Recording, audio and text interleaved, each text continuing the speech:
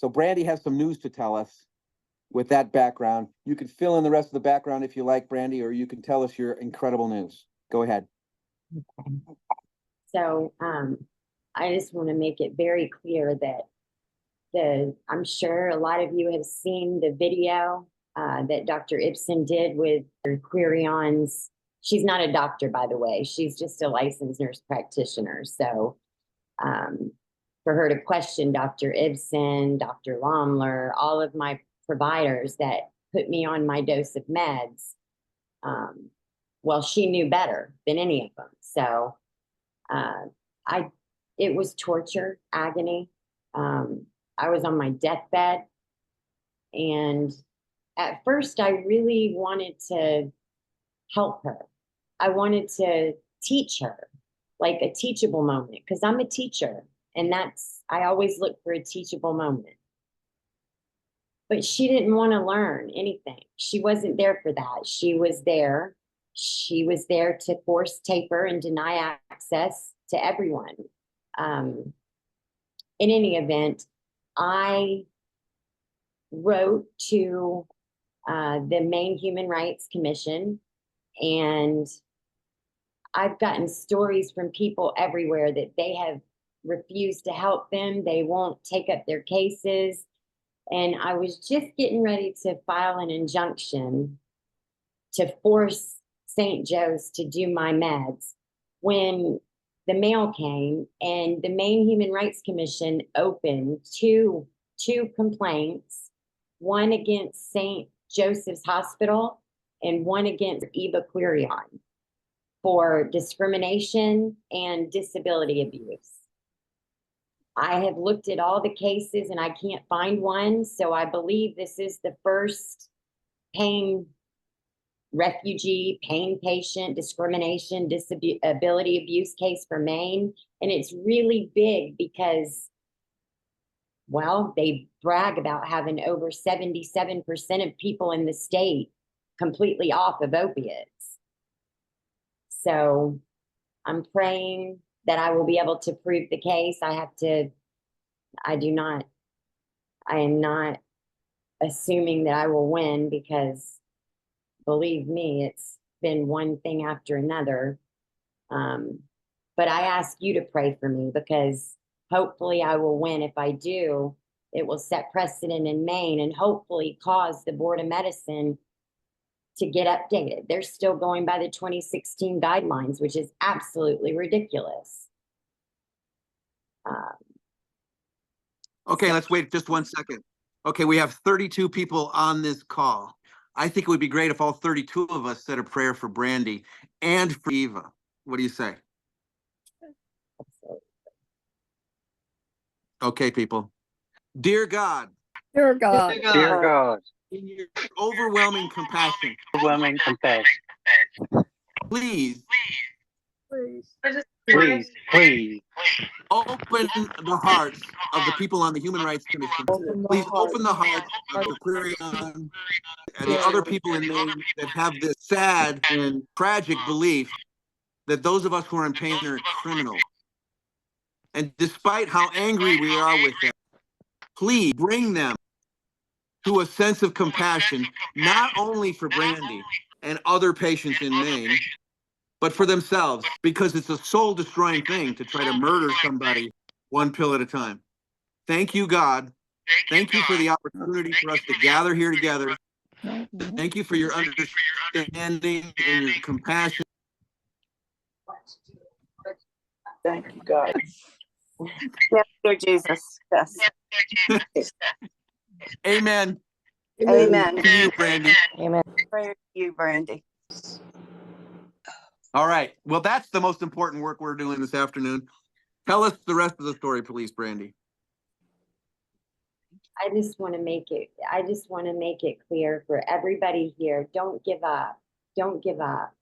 If you are being denied access or forced tapered, check to see if you have a Human Rights Commission or a Civil Rights Commission in your state, and don't give up, please. I believe that reminds me to ask a question. I've been recommending to patients that they file a complaint with the Justice Department because they're in violation of the Americans with Disabilities Act. Did you consider that, and why did you take this course instead of the ADA course? I filed a DOJ complaint. I filed every complaint, but I knew it. Yeah. you just file wherever Okay. you. Now, the problem with the Americans with Disabilities Act, there is no agency called the ADA, okay? The ADA is a law that was passed in 1991, I think, or 93, something like that. And so it's the Americans with Disabilities Act, but it's administered by the Department of Justice. And that would be,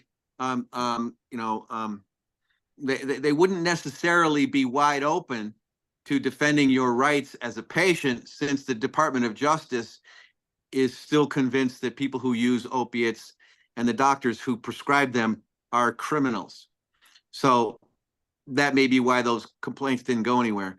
But I'm sure that complaints to the Human Rights Commission, and the United Nations has a Human Rights Commission, also has reported about the situation of pain medicine in America, and it wasn't good. Okay, Brandy, so did they give you a timeline, or are you waiting for hearing more, or do they want more from you, or what's the next course for you? So the hospital and Eva have 60 days to respond. And then I get to rebut what they say. So right now I'm getting all of my evidence on, because I sent it by email and it has to be on flash drive. So I'm getting all of my evidence on flash drives and sending it to them. The way that I believe that you can get them with the Human Rights Commission is, if you are at a facility that receives federal financial aid, they have to follow federal law. So that is one violation. The other violation, I believe, is because the Sublocade REM injectable that they were also trying to coerce us on is not FDA approved for pain management. So I wonder why. Exactly. So it doesn't work for pain. No, it doesn't. No. But there are different ways that you do it. And if anybody has any questions, all you have to do is message me and I will help you in any way that I can. Thank you. God bless you. So you're saying that they tried to coerce you into using an addiction medication to relieve your pain. Correct. I don't know, I'm thinking of some analogies like maybe putting water in your tires, or putting an umbrella over your house instead of putting a roof on. I mean, it's not really the solution to the problem that you've got. If you have a pain problem, we know you're not addicted, you're dependent. And dependency means your body needs something that's become adjusted to. Addiction means you're using a harmful substance and continuing to use it despite ongoing harm. Now that you're able to get medications intermittently and kind of cliffhanger way every week, are you being harmed? No, not being Did that harmed. medication harm you? No, it saved my life. It's, you're alive. You're engaged in your own health defense. You're becoming a formidable advocate and an inspiration for everybody who's listening to this. So this would be proof to anybody who's in any doubt that people who need a medication, when they take the medication, they do better. And we have evidence that you are doing better since we restored your previous doses of medication. Anybody got an argument with that's here? Put your hand up or ask a question and saying, how could you possibly tolerate a large number of medications, or how can you live with this kind of pain, and how do you do it week to week when you're not certain where you're going to get your prescriptions filled, who's going to fill it, and how much you're going to get? How do you deal with that uncertainty, Brandy? horrible. I wouldn't wish it on anyone. I still haven't been able to meet my first grandchild. I can't travel. I have no stability because my meds are my foundation. If I don't have that, I can't do anything. So why can't you just get on a plane and fly to South Carolina and visit your grandchild? Well, because I never know from when I'm going to get 6 days worth of meds, 10 days worth of meds, 14, I don't know. And when I was, Dr. Quirion not only almost killed me, but she shut down my pharmacy that I had been with. Oh, wow. Tell us about that. What happened there? Yeah, she red flagged me in the pharmacy system, and she told the pharmacy manager not to fill your prescription. So How can she do that? Where does she have the right to do that? that's exactly right. And that's hopefully what the Human Rights Commission is going to come to the conclusion of. Yeah. Because I didn't do anything wrong. And I actually have audio recording of the pharmacy manager admitting I did nothing wrong. And she had to follow policy and a checklist. Oh, so we are now reduced to checklist medicine. Is that correct? Right. Now, when I was in medical school, there was a favorite phrase that was saying, when you hear hoof beats, think horses, not zebras. And that's in general, that's a good thing to keep in mind as a young puppy trainee, like I was at that time, eager beaver and wanting to impress everybody. And of course, I would want to figure out, that this pain that you're having is coming from some remote sarcoma or something, as opposed to a kidney stone or something else that's more routine. So that's true in general. But the thing about statistics is that there's lies, damn lies, and statistics, according to Mark Twain. And so essentially, statistically speaking, there's nobody who can tolerate the kind of medications you take, except that you're the exception. So when you look at statistics, the statistics in you are 100% accurate when applied to you, because that's you, and we know your physiology now. It's unbelievable. It's not plausible, and yet there you are, thriving on doses of medication that might put a town to sleep. So I don't know. I don't have an explanation for that. So let's go into that, because the CYP450 system is the genetic system in the liver that dictates how metabolism occurs. The term that's used is genetic pleomorphism, and basically pleo means multiple. So the genetics of different people are variable. Who knew?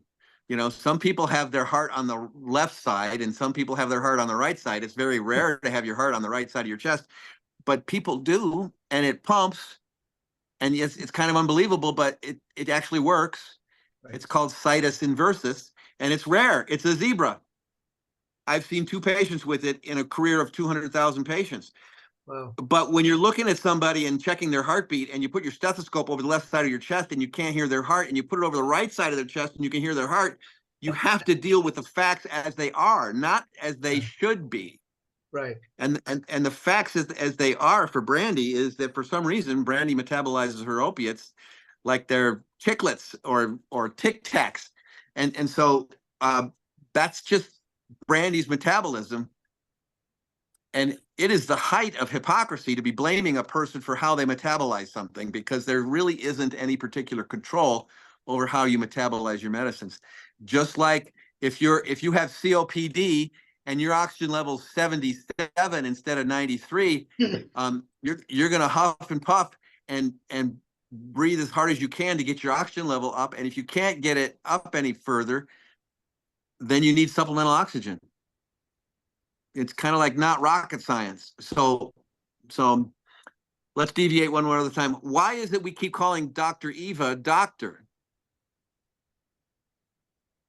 We shouldn't really, because she isn't. She has a PA. PhD, I think, in nurse in nurse practitionership. So she is a doctor and a nurse practitioner, but she's not a medical doctor. Right.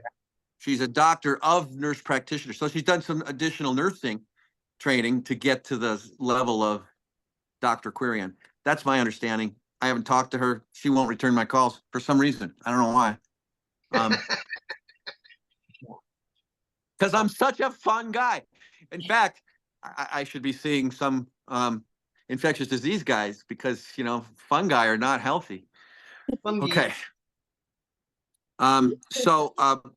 So Brandy, what kind of, you don't really have a timetable in terms of you have to wait 60 days for their response, then you have to do another brief. What's that going to be like? Well, it's just going to be proving my case. So they're going to say that you're on doses that are unhealthy and that you should be off them for your own good, right? Probably, but I'm going to say that Yeah. that's why the one size fits all policies don't work. Everybody is different. And that's what they're doing. It's one size fits all policies. I mean, her slide, you saw yourself, it said the majority of your patients will do just well. Well, that's an admission. There's a minority of patients that won't do just well. I was one of those. Exactly. The purpose of having a constitution, the purpose of having laws, the purpose of having a government and an agreement that we all work together in one country behind one boundary, and we all have states that have different boundaries. The purpose of all that is to maintain the rights of the minorities. And you are definitely in the minority about how you metabolize your opiates, and you have every right to get the medication that you need that works for you. And shame on them for trying to take it away from you. That's the thing. It's really simple. I just want to have and live my life. That's it. Yeah. You know, they get to live their life. I just want to live mine. And Jamie, it's go not ahead. just about me either. I want to make that clear because I'm putting a picture together of all of us because I want to show what's been done to all of us. It's not just me. It is all of us. When injustice happens to one of us, it affects all of us, no matter what the injustice is. Exactly. Okay, you guys have been some powerful prayer partners. Let me give it back to Jamie and see if I've missed anything. We were going to use about 30 minutes, and looks like we have. If we have time, I can answer some questions. I'm scrolling through to see what these questions are. If you want to jump in, Jamie or Brandy. So Jamie said, unhealthy according to the standards of whom? Well, that's the ultimate question is when Susan has this great line, I love it. When thinking stops, the unthinkable becomes possible. So people are not thinking. To solve the drug scourge in America, is it going to be solved by prohibiting Brandy from having her medicines? I don't think so. I think that, you know, if we take medicines away from people that their doctor thinks they should have, or that their doctor doesn't think they should have, it's like if you take oxygen away from people, they're going to suffocate. You don't go to Mars unless you have a spacesuit to provide you with oxygen. And that's kind of what we're doing. Here's Donna Wilkes. Even though I've been living in a nursing home for decades because of a diagnosis of adhesive arachnoiditis, every time I get a new health provider, I'm asked if I really need the dose of pain meds I've been stable on for over 25 years. Yeah, I am so sorry that happens in that way to you. I can tell you from a doctor's point of view, we all consider ourselves to be Sherlock Holmes and that everyone else is an idiot and that we're gonna solve the problem with our brilliant acumen as doctors, and prove how brilliant we are by solving your problem for you. And you know, the older I get, and that's pretty friggin' old, the more I realize that the solution doesn't come from me. the solution comes from the patient. The diagnosis comes from the patient. It just happens to happen if I listen for it. And there are people that are not listening to our stories and therefore not realizing what kind of harm they're creating for us. Yes, Danita said something about the CDC guidelines, and the CDC guidelines were guidelines. They're not rules, and they were misinterpreted by, I don't know, 33 states and the VA, and what a mess that became just because of groupthink or some sort of non-specific fear of badness. Like this is Chicken Little and the sky is falling, and the sky is really falling for patients who really need their medicines and can't get them. Does the DEA go after palliative care docs? Yes, they go after everybody who's prescribing. However, you know, the good news, bad news is not many people get a palliative care diagnosis that actually works for them, so that allows them to have their medicines. Maine has a law about palliative care, and it's an exemption, and yet that's on every prescription Brandy gets, including the ones that have been refused. So whether you are on the Maine palliative care list, an exemption or not, your pharmacist or your doctor or whoever else is terrified to take care of you will run rather than, you know, reading the rules. Dr. Ibsen, Yes. I think about the letter that you got back from our illustrious Senator King or Representative King, where he wants to reference his being for CARA and how in 2016 they passed all these comprehensive laws to help patients, and 8 years later nothing's happened. He's still pointing to the same thing 8 years later.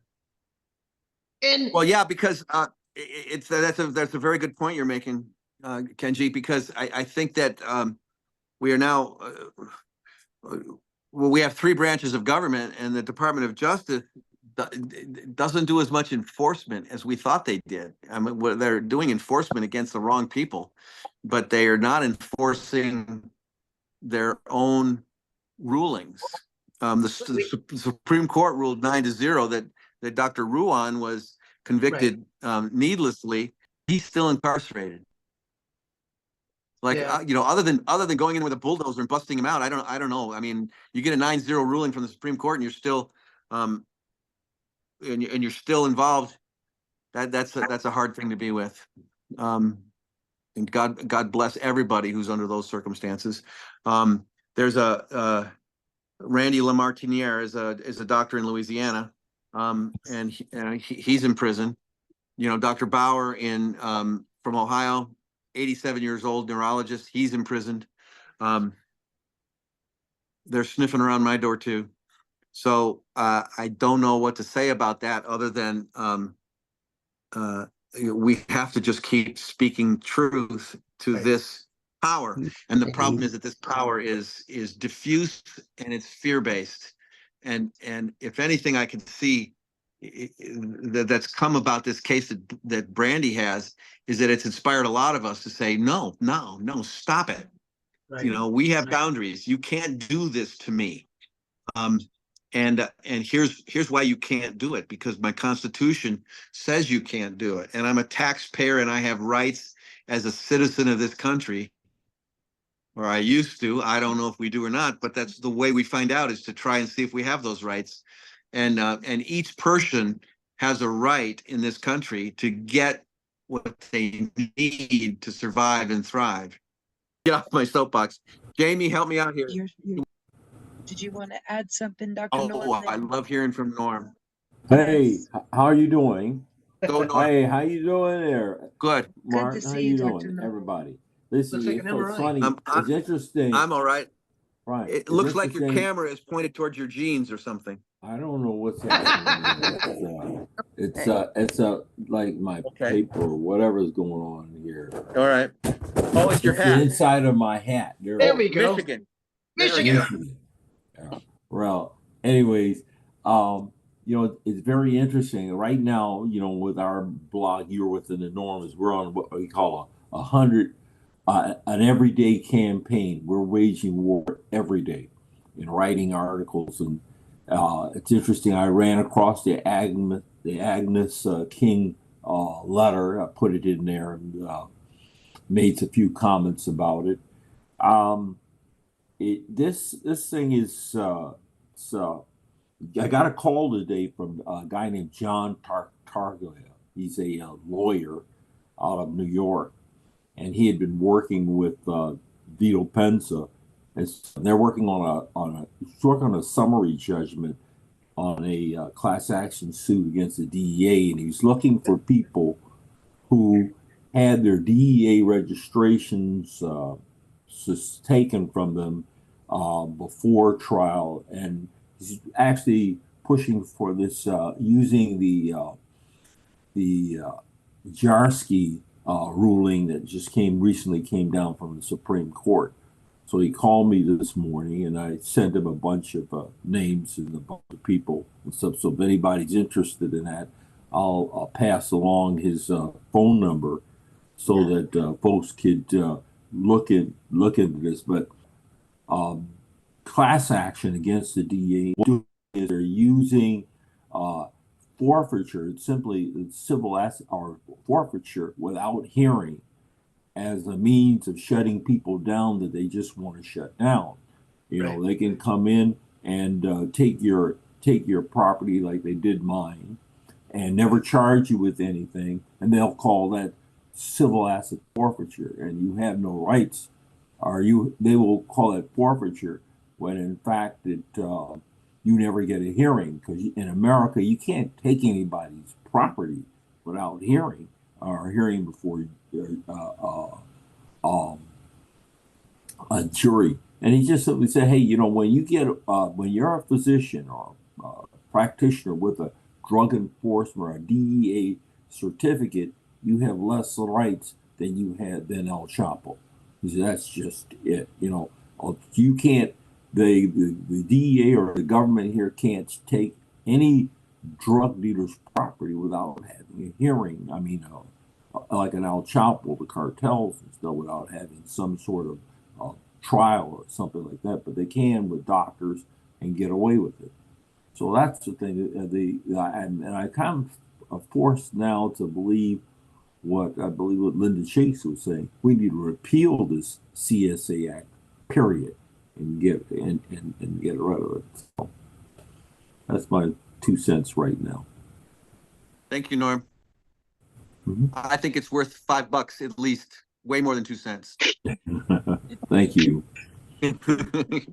Dr. Ibsen, could I have a minute, please? Yes. I have backed myself. Yes, ma'am. I have backed myself into a corner. I've been seeing the same pain management now for almost 9 months. They've been wanting me to get ablations on L4 and L5, and I keep putting it off. Well, when I went a couple of weeks ago, they put it this way: if you're not willing to take any of the help we're offering, what is it you want from us? So now I am afraid if I don't go do these ablations, which are coming up this Tuesday or Wednesday, they're going to let me go. Between that and the fact that I can't get my anxiety medicine, and I still have Ambien in my system. I can't have Ambien and pain medicine. I can't have anxiety medicine and pain medicine. So now they're using those because they take a urine sample every month. And the fact that I don't want these ablations. I'm stuck. I have filed a civil, I've filed with the physicians. I don't know. I've wrote letters to anybody and everybody. I just don't know what else to do. Brenda, this is David. Can you hear me? Yes, David, I hear you. Haven't you had ablations in the past?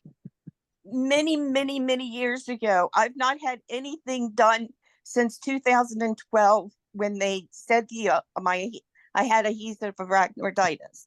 They sent me to their surgeon here in Florida about 5 or 6 months ago, and he said that he can't help me, that my neck has literally, I've had a fusion there also, but it has now fused itself. And he suggests that nobody else do anything to my spine. But Right. that coming across, they're still wanting to push. They're not trying to push regular injections. I feel like this is worse. So now I've put it off, like I said, for 4 months, but now I feel like I'm backed into a corner. Do they not have the opinion from that other doctor that says no Yeah. further invasive Yeah. procedures are indicated? Yes. I would stand my ground and say, no, I had these in the past. They weren't helpful. They caused more problems. And I would say, no, I'm reticent to do it because I don't have the proper medication. I don't have my anxiety medication, and they're going to possibly make me worse like they did in the past. I would just stand my ground. Okay, well, that's what I'm trying to do. And I've told them all of that. And they, like I said, they said that if I'm not willing, something like, well, what do you have to lose? If you're not willing to try something that may help you, what do you want from us? Well, you've been willing to try for all these years and you keep getting injured. Yes, you've tried and tried and tried. It's not going to Great help point, you. David. That's a great point. I It's have not going to. It's not helping you. So you're right. Stand. I've had 3 simulators put in, and she says to me, why do you even carry all 3 cards? You only need the one. And I said, no, because they're different parts from the simulators, because the leads are so embedded in scar tissue, they can't remove the leads. So they just put in a different stimulator. But now that won't work because it won't get to the leads because of the scar tissue. And their surgeon put that in writing to them. There's nothing he can do. He cannot remove it, and he cannot make it work. And I have seen several psychiatrists, and they are always saying the same thing. They're not willing to write anything as long as I go to pain management. Well, Actually, I have another. Me. I'm in contact with another guy in Florida who just got a good pain doctor. So, that's not the only pain doctor in Florida. So if they dump you, we got other options to get you into treatment in Florida. I've Dr. also Hannah. tried rheumatology and other things too, and they send back, we don't treat your disease. Once they get my records, then they don't even want to see me, period. We don't treat your disease. Yes. Yeah. Where did they learn to say that? I mean, that phrase never showed up when I was in medical school. Well, it shows Right. up now. We're not going to treat you. You got a beard. We're not going to treat you. You got white hair. We're not going to treat you because we don't like the way you look. We can't let it go that way. No soup for you. My civil letter. Well, until you For get you, exactly. okay. Yeah. One of the things when doctors Well, say, here. what do you got to lose? You can always get worse. You can always have That's more right. pain.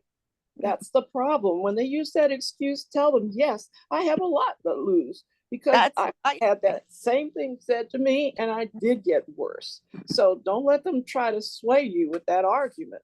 You can always get worse. When they say, what do you have to lose? You can say to the doctor, what do you have to gain? Okay. And there's a fee for there's a fee for radio frequency ablation, and basically, essentially they got a hammer and you look like a nail, and you're not going to stop looking like a nail to them until their hammer goes away. Which is never.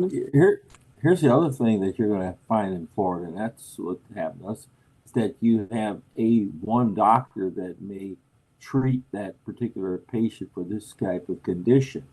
And then you have to get a pharmacy to fill the prescription. Well, you may find that pharmacy on the other side of the state, like Pronto Pharmacy did. And we treated people with dignity and respect, and people came, and they were forced to come these long distances, which then invites the DEA to come in and say, well, they're traveling long distances, so that's a sign of diversion. Let's come in and raiding. Let's take his property. Let's destroy his equipment. And those people are left to suffer or left to die. What do you have to lose? You've lost your life. You've lost your constitutional rights and those things. And it flies in the face of the Constitution, of the law, in that the Drug Enforcement Agency cannot, and is not nowhere in the law it says where they dictate health care or the treatment of a patient. But what they do is intimidate you intimidate doctors, intimidate pharmacies, and what they will do is they will call your suppliers and say, "Don't sell to Pronto Pharmacy. Don't sell," and that seems to be allowed by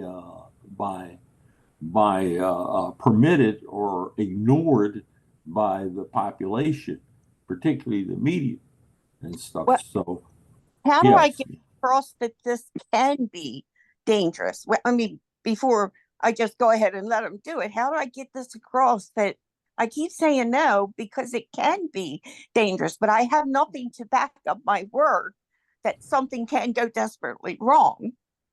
Well, your evidence right now is that you've had 3 spinal cord stimulators, Yes. and the leads are buried in scar tissue and they can't be removed. That's harm to you. So that's proven. Right now, before they do anything else, you're in a position of feeling pressured by your doctor to have a procedure that you don't want to do.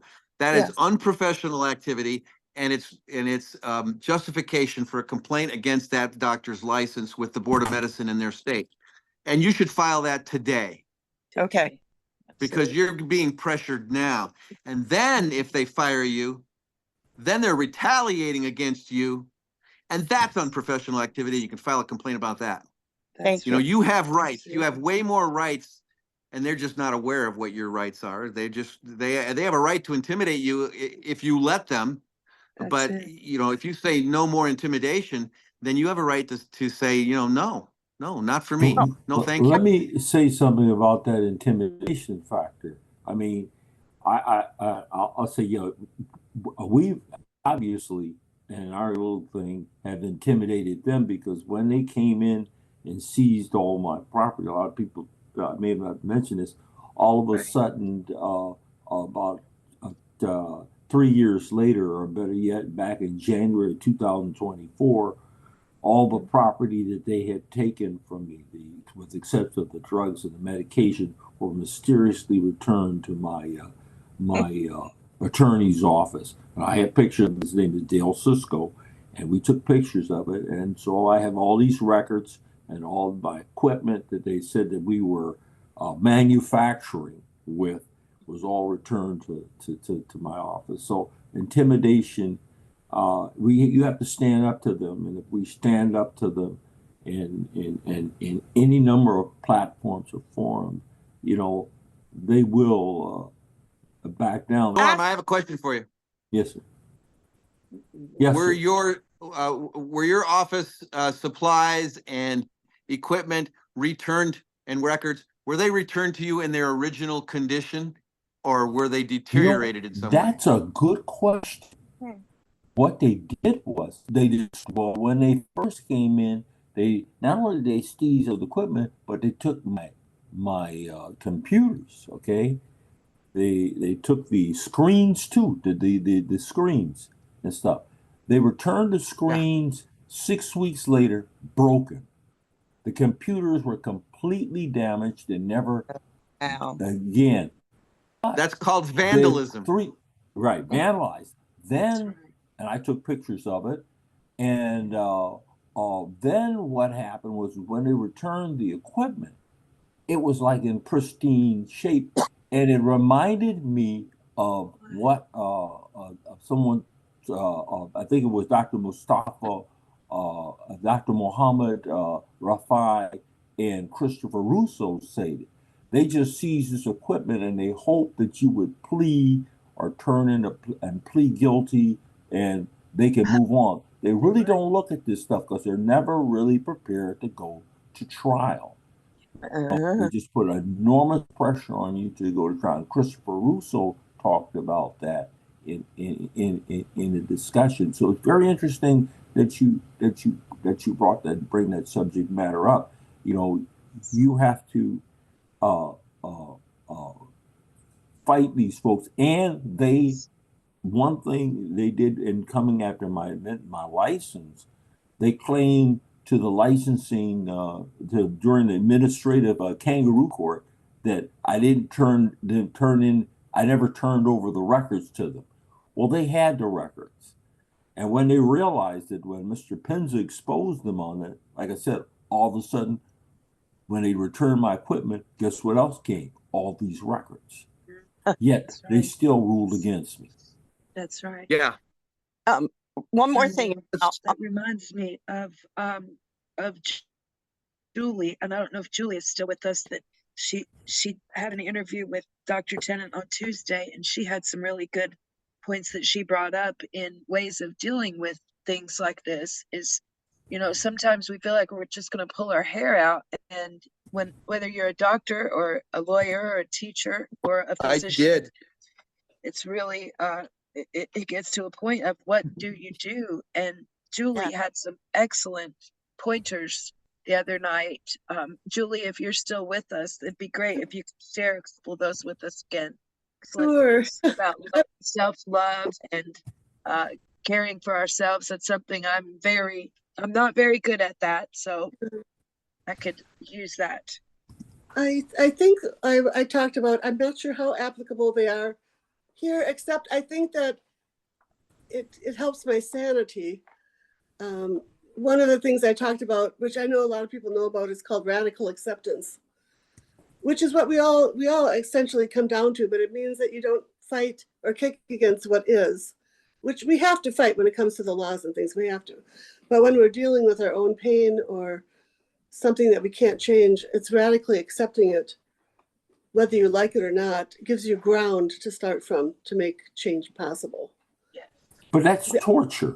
And that's the thing that I mean, they're asking you to accept it and to this torture, all of this. No, this I'm not nonsense. saying I'm not saying to radical. I'm saying in I'm your not own. disagreeing with you.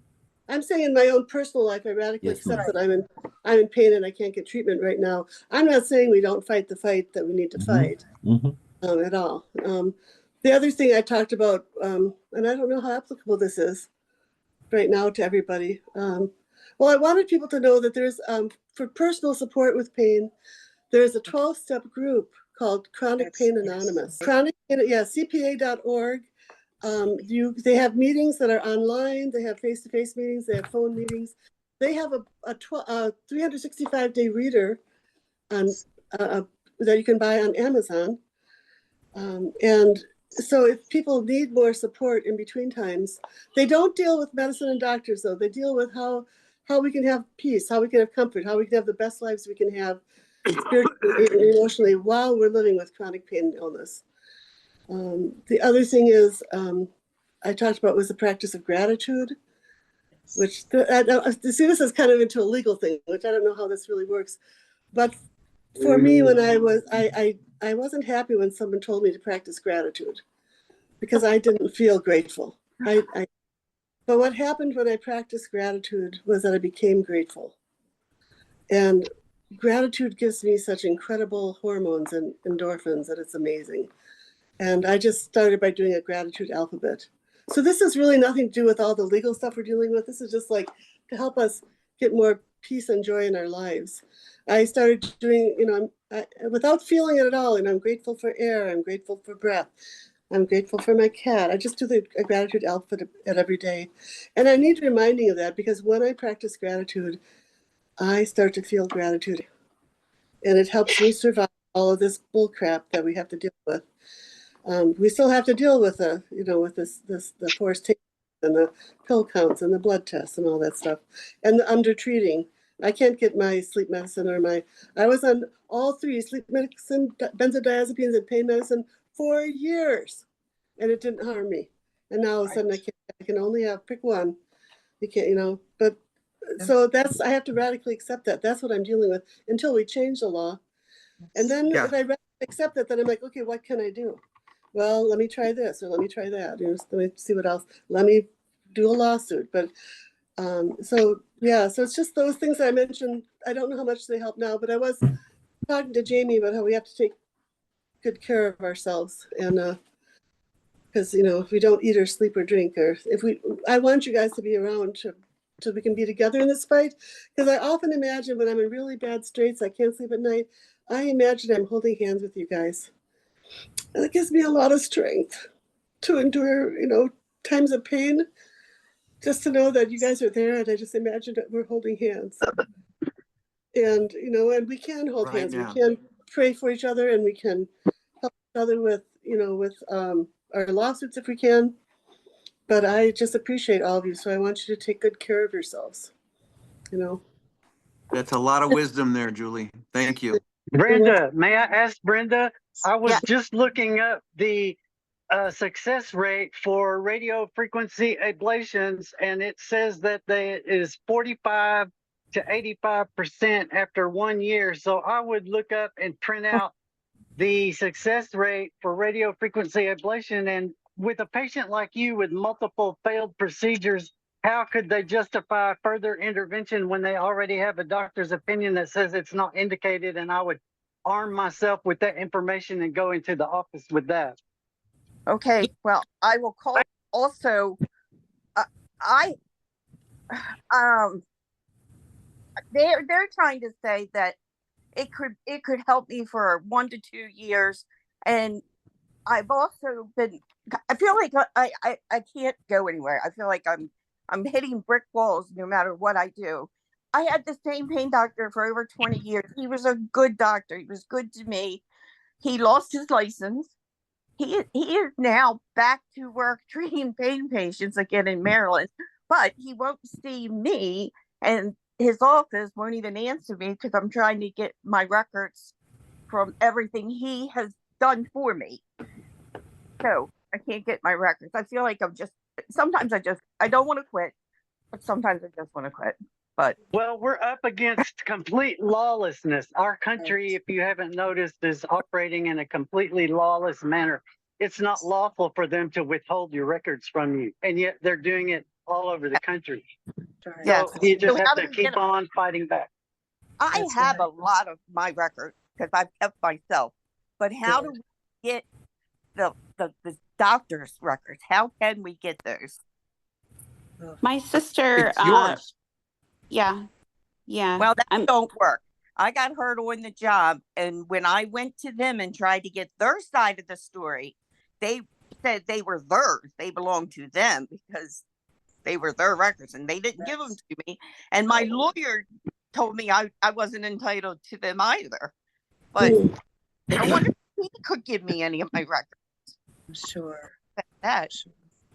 So the people that manage records in the state in which you're in is usually the State Hospital Association. For some reason, they're the arbiter of medical records. So it would be something to appeal there. And then, you know, other than that, you got to sue them, and there's very little benefit from that lawsuit because you can't prove that you were harmed by not having your medical records. So that is a unfortunate side effect of what David says is the lawlessness. I agree with you. That one still had their own dispensary in the doctors. So when you got hurt down there, I got hurt in 78. I got my mouth busted. They took me over. They did 15 stitches on the outside, 12 stitches on the inside, and sent me back to work. They had their own dispensary, their own doctors, and they said they were their records. So I couldn't get them, but I do have a lot of my records. Wow. Yeah. Okay. Yeah. Well, that should be straightened out for sure. For sure. I think it's time to wind things down. Can we give Brandy the last word here? Because I want to know if you've changed anything based on what has transpired in the last 25 minutes. There she is. All right. Thank God for your prayers and your support and everything. I really appreciate it. Thank you for what you're doing for us. You're not just doing this for you, Brandy. You're doing it for all of us, and you know we're right with you. That's right. Believe it. Posted, you'll know it. Good. You'll know what happened. Good. Well, thank you, everybody. I'm sure Dr. Tennant, when he reads this, will be very pleased and proud of us for carrying on. This is more political and spiritual than informational, but it's been a heck of a meeting. And thank you, Brandy, for staying alive. And I want each and every one of you on this call to stay alive.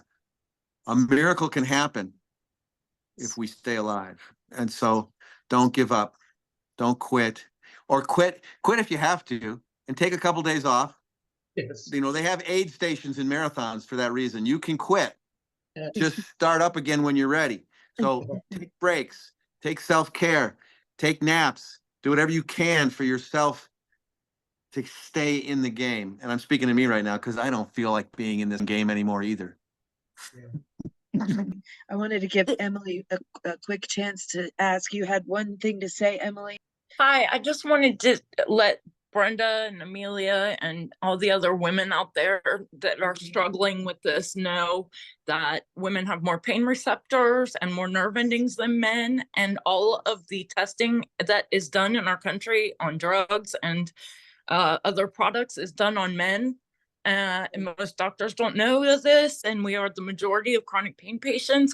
Take a man with you to your appointments and have him testify on your behalf, preferably a white man, unfortunately, but that's the way it is. If you've got one, take them with you. Doesn't have to be your partner. Just take somebody who's willing to talk on your behalf, who is a white man, preferably, and they will listen to you more. Thank you. Well said. Good. Sad, but true. Thanks, everybody. I gotta go. Emily. Thank you, Jamie, for making this another powerful meeting. Thank you, everybody, for your prayers and for participating so fully in that prayer. That was very moving. To everyone, thank you, Brandy. Thank you. Bye, guys. Thanks, everybody. everybody. Come on. Thanks Bye, to all Brandy. of you. Thanks, Hope she- Dr. Norm, as Bye. well. Thanks to all of you, to everybody. I'm sorry we ran out of time, but we will see you next week. And looking forward to next week. Take care, everybody. God bless. You're not alone. Definitely. You too. Thank you all. Love you. You.